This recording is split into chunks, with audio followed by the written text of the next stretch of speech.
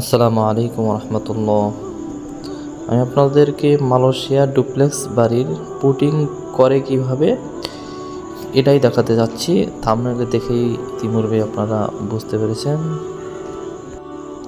এর আগে আমরা এখানে সিঁড়িতে টাইলস লাগাই গেছি, এখন আবার পুটিং করতে আসলাম। এখানে অনেকেই কালার করছে, অনেকে কাঠের কাজ করছে এবং সাইডে গ্রিলগুলো লাগাইছে, যার কারণে অনেক ময়লা লেগে আছে। ময়লাগুলো এখন পরিষ্কার করতেছি। ময়লাগুলো পরিষ্কার করা শেষ হলে অবশ্য আমরা পুটিং বানাবো।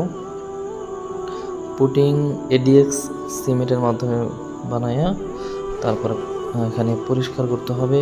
পরিষ্কার করে তারপর পুটিং লাগাতে হবে।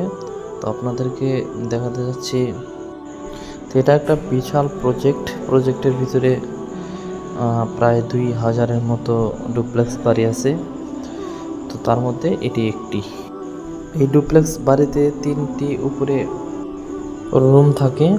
তো রুমগুলো আপনাদের দেখাবো না, শুধুমাত্র সিঁড়ি কেমনি পুটিং করে সেই পুটিংগুলোই দেখাবো। পরবর্তীতে ইনশাল্লাহ আপনাদের যদি চাহিদা থাকে তাহলে পরবর্তীতে রুমগুলো দেখানোর চেষ্টা করব। তো এই ছাপুদা কমপ্লিট। এখন এই যে আমাদের ছোটো ভাই আশরাফুল, সে পুটিংয়ের জায়গাগুলো অর্থাৎ জয়েন্টগুলো পরিষ্কার করতেছে।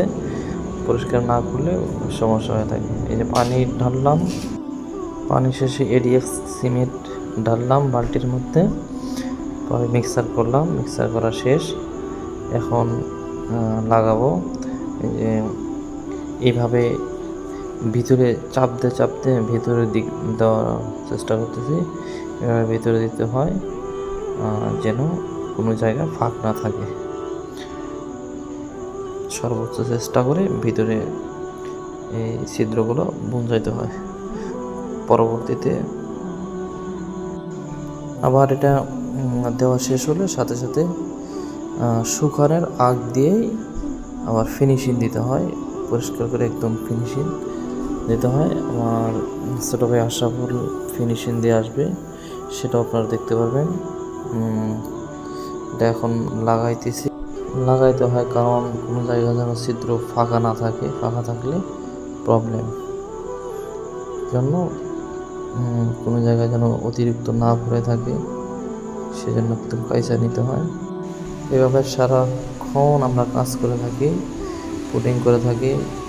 বিভিন্ন ধরনের কাজ করতে হয়, তার মধ্যে টাইলস লাগানোর পর পুটিং করতে হয়। তো এই যে আশরাফুল ফিনিশিং দিয়ে আসতেছে, এভাবে একদম চকচকা করে আসতে হয় যেন কোনো জায়গায় প্রবলেম না থাকে। তো এই ছিল আজকে পুটিং লাগানোর দৃশ্য।